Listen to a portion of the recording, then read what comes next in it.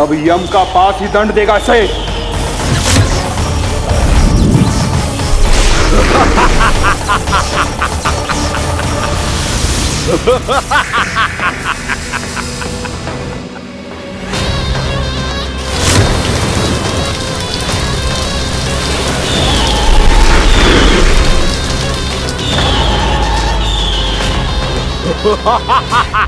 तूने जल की धार को भले ही काट दिया हो दुष्ट, पर हिम में धार नहीं होती।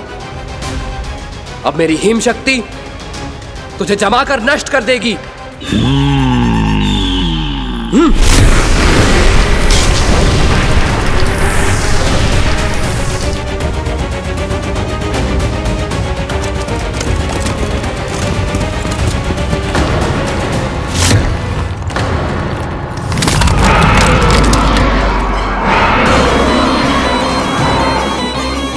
चंद्र, वरुण, यम, अग्नि, इंद्र, तुम में से कोई भी इस योग्य नहीं है कि मुझे पराजित कर पाए और इस विष्णु अवतार की रक्षा कर पाए।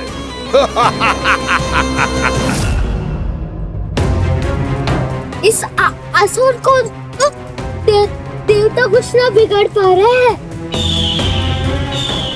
अब क्या होगा खाना का? बकासुर, मैं अपनी किरणों की ताप से तुझे छलनी छलनी कर दूंगा।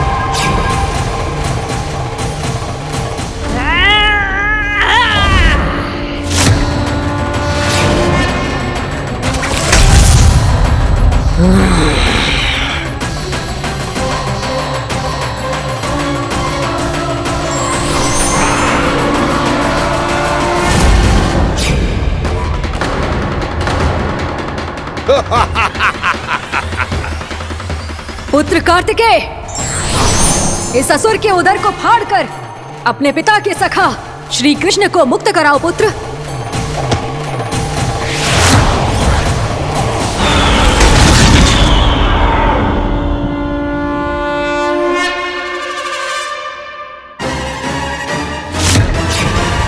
मैंने कहा था, तुम में से कोई भी मेरा बाल भी बांका नहीं कर पाएगा।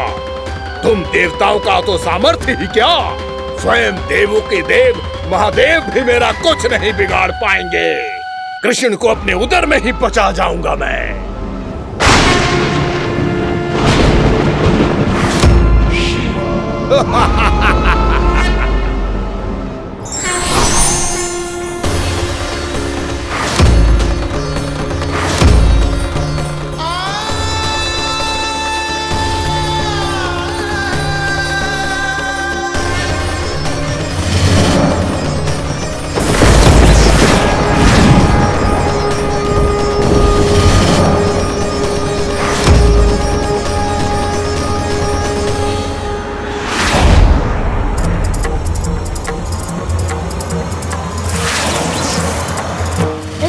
शिव शंकर का त्रिशूल है। एक ही बार में इस असुर का प्राण ले लेगा ये।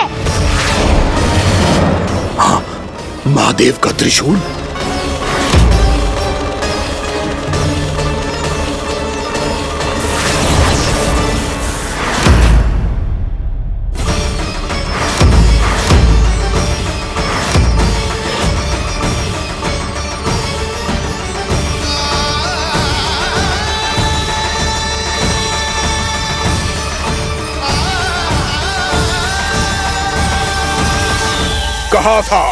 कहा था मैंने, स्वयं महादेव भी मेरा कुछ नहीं बिगाड़ सकते।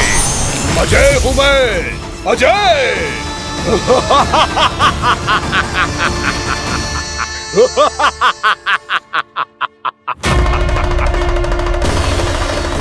प्रभु, आपके त्रिशूल की महिमा तो अपरंपार है, तो फिर ये ठहर क्यों गया? आपने अपने त्रिशूल को वापस क्यों ले लिया महादेव? इस दुष्ट का संहार क्यों नहीं किया? क्योंकि इसकी मृत्यु मेरे हाथों नहीं, मेरे सखा नारायण के अवतार श्री कृष्ण के हाथों ही होगी, और यही विधि का विधान है। पर पिताजी, श्री कृष्ण तो इस असुर के उदर में फंसे हुए हैं, हम उन्हें मुक्त कैसे कराएंगे? ये उन्हें स्वयं ही मुक्त करेगा पुत्र। श्री कृष्ण अपने अपमान से क्रोधित नहीं होते, पर अपने भक्तों का अपमान वो क्षण भर भी सहन नहीं कर पाते। वकासुर यही भूल कर रहा है, हम सबका निरंतर अपमान करके वो उन्हें क्रोध दिला रहा है।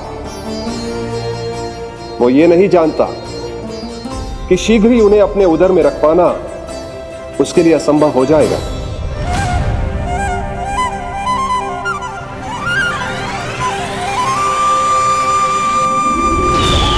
क्या हुआ महादेव? पराजित होकर भी मुस्कुरा रहे हैं। पर अब तो महादेव कहलाने के भी योग्य नहीं रहे आप। असफल देवताओं की इस अयोग्य सेना को लेकर चले जाइए यहाँ से। ना ये मेरा सामना कर सकते हैं और ना ही आप। मेरी शक्ति के सामने आप अक्षम हैं महादेव।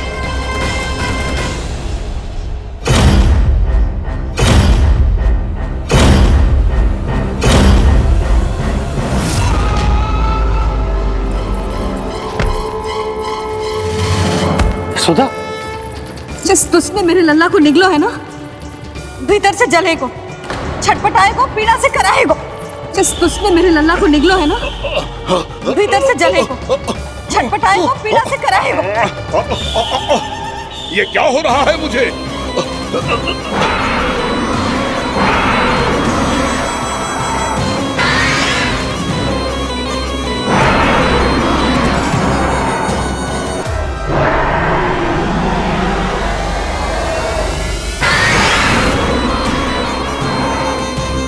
मुझे ऐसा क्यों लग रहा है जैसे भीतर से जल रहा हूं मैं? ये क्या हो रहा है मुझे?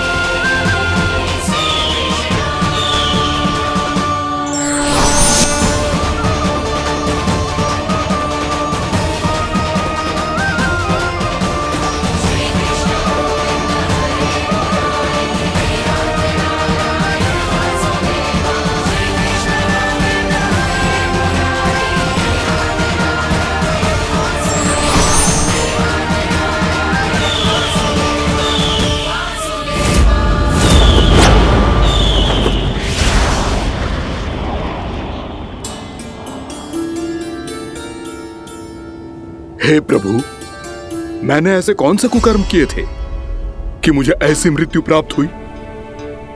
और ऐसे कौन से सुकर्म किए थे? क्या आपके हाथों से मुझे मोक्ष प्राप्त हुआ है प्रभु? में स्मरण करो, हे गिरीश की पुत्र वक्कासुर। स्मरण करो, कैसे अपने पिता की तरह अभिमान से भरे हुए थे तुम। स्मरण करो, कैसे हमें पराजित करने के लिए पूरी सृष्टि को संकट में डाल दिया था तुमने, और हमें विवश होकर पराजय स्वीकार करनी पड़ी थी। स्मरण करो, कैसे तुमने देवराज इंद्र का छत्र चुरा लिया था। पर यह सब भी पर्याप्त नहीं था वक्कासुर। तुम्हारे पापों का घड़ा तब भरा था जब तुमने देवी गंगा के जल में साधना करते हुए जजाली मुनि की तपस्या में व्यवधान डाला था।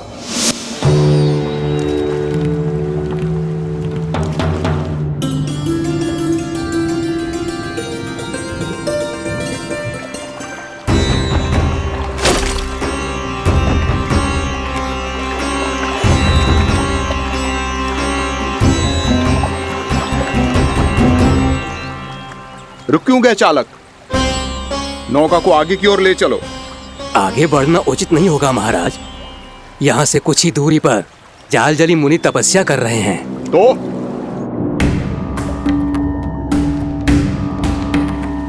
मेरे मत्स्य आखेट के क्षेत्र में इसने तपस्या करने की भूल की है। मेरे ही राज्य में मेरा कोई क्षेत्र मेरे लिए वर्जित हो, यह मुझे स्वीकार नहीं है। आपने पर्याप्त मत्स्य आखेट कर लिया है महाराज। यदि तुम इन मछलियों का आहार नहीं बनना चाहते हो, चुपचाप मेरी आज्ञा मानो। क्षमा, क्षमा महाराज।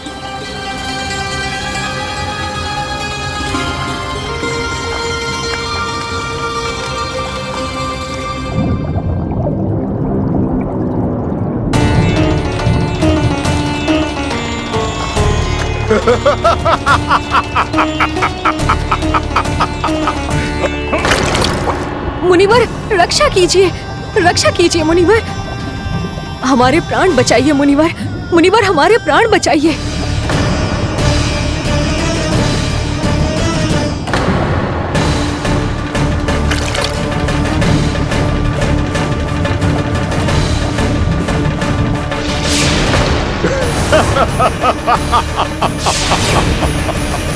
ठहर जाओ असुरराज।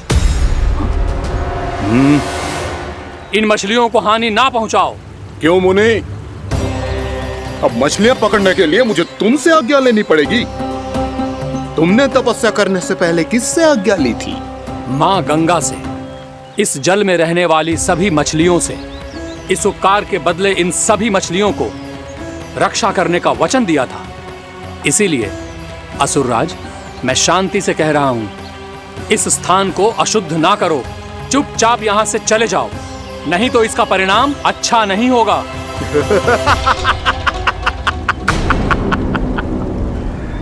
तुम जिन देवताओं की तपस्या कर रहे हो ना मुनि, उन्होंने भी मेरा कुछ नहीं बिगाड़ पाया था, और तुम मुझे धमकी देने का दुस्साहस कर रहे हो।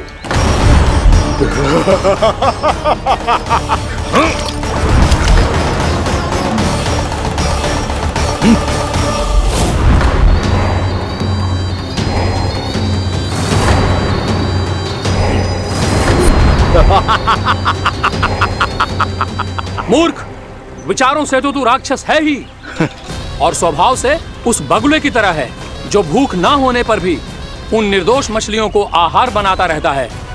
इसलिए अभी इसी क्षण से तू बगुला का जीवन जिएगा।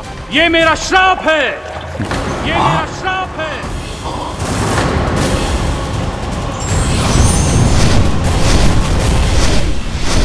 श्राप पाने के बाद तुम्हें आभास हुआ कि तुमने कितना बड़ा अपराध किया था, और तब तुम जजाली मुनि से क्षमा याचना करने लगे। तुम्हारे अपराध बोध को जानकर मुनि श्रेष्ठ शांत हुए और उन्होंने तुम्हें वरदान दिया। श्राप से मुक्ति का एक ही मार्ग होता है असुर, पश्चाताप। तुम्हें अपने भूल का पश्चाताप है, इसीलिए मैं तुम्हें वरदान देता हूं। तुम्हें मेरे श्राप से मुक्ति अवश्य मिलेगी। स्वयं प्रभु श्री नारायण के अवतार इस बगुले के देह के बंधन से तुम्हें मुक्त करेंगे।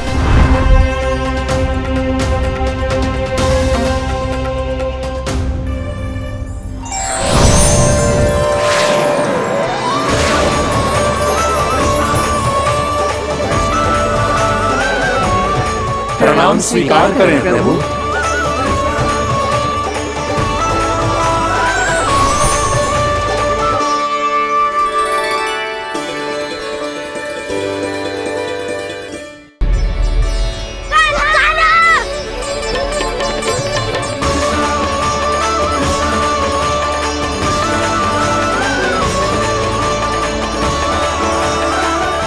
मुझे ना बताओ कि तुम सबने क्या देखा है, चाहे जो देखो है, बस मैया से कछु मत ही बताना।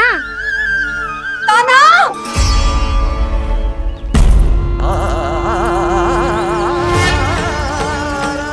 कान्हा! मेरा लल्ला!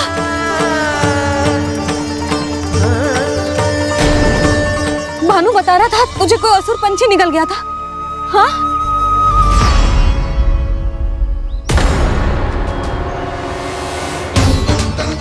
हे नारायण, ये क्या है?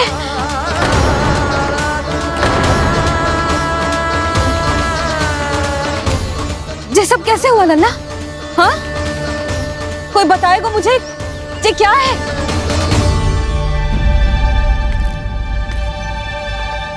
श्रीधामा, मधुमंगल, चिची को सब कुछ बता दो।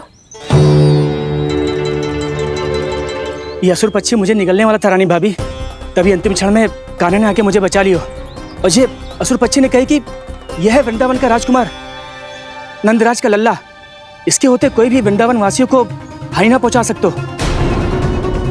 रानी भाभी, कान्हा ने अपने प्राणों की चिंता ना करी और इस क्रूर राक्षस से भिड़ गयो और इस राक्षस पक्षी ने इसे निगल लियो। इतना पर्याप्त है भोला काका, सब कुछ बताने की आवश्यकता नहीं है। ये सब देख के सारी बालक मंडली इतनी व्याकुल हो गई कि सबने अपने प्राण अर्पित कर दिए और इस असुर पक्षी से कहे कि हमें खा लो और हमारे सखा को छोड़ दो। इन बालकों का पराक्रम देख के सभी देवतागण यहाँ आ गए और उनके हृदय भी पिघल गए और उन्होंने इस राक्षस पक्षी से युद्ध करके इसे मार गिराया। देवताओं के राजा इंद्र के वज्र का प्रहार तो मैंने अपनी आंखों से देखा है ताई जी। और फिर उसके बाद अग्निदेव ने अग्निवस्त्र का प्रहार किया। जय ना काकी, वरुण देव, कार्तिकेय, यमदेव सबने मिलके युद्ध किया इस राक्षस से। कहा था अभी मत बोलना। अरे सब मिलके फंसा दोगे मुझे। फिर माँ भद्रकाली और महादेव शिव शंकर भी आए थे छोटी माँ। जाओ आप भी। बाबा साईता, मुझे लगता है कि ये कान्हा भी इन्हीं देवताओं में से एक है। संभव तो है चीची, स्मरण है पूतना और तृणावर्त के आक्रमण के समय भी ऐसा ही हुआ था। सभी राक्षस मारे गए थे पर अपने कान्हा को एक खरोच तक न आई थी। हाँ जीजी, मुझे लगता था कि श्री नारायण की विशेष कृपा है हमारे कान्हा पे, पर अब तो देख के लग रहा है कि हमारा कान्हा ही स्वयं श्री नारायण है। या फिर उनका अवतार है ये। अरे बस करो तुम सब, ऐसा कछु ना है। अरे जितनी बात सुनी है उससे तो यही लग रहा है कि कान्हा देवताओं और असुरों की युद्ध के बीच में फंस गया था। उसका इस सब से कोई लेना देना ना है।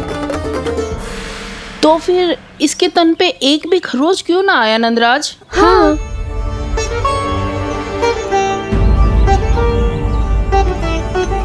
है काकी, खरच तो है। दिखा लल्ला। भैया बात पीड़ा आ रही है, कुछ करो ना। चिकोपिया भी ना अति करती है। श्री नारायण का अवतार हो तो इतनी तनिक सी खरोच पे ऐसे रो तो क्या? बस बहुत होगा। अब तो तुम सबने सीमा ही पार कर दी है। कभी से श्री नारायण बुलाते हो, कभी श्री नारायण का अवतार। तनिक कछु हो ना जाता है कि तुम सब कहानियां बुनने लगती हो। जे बस साधारण सा बालक है, मेरा लल्ला है जे भगवान मत ही बनाओ।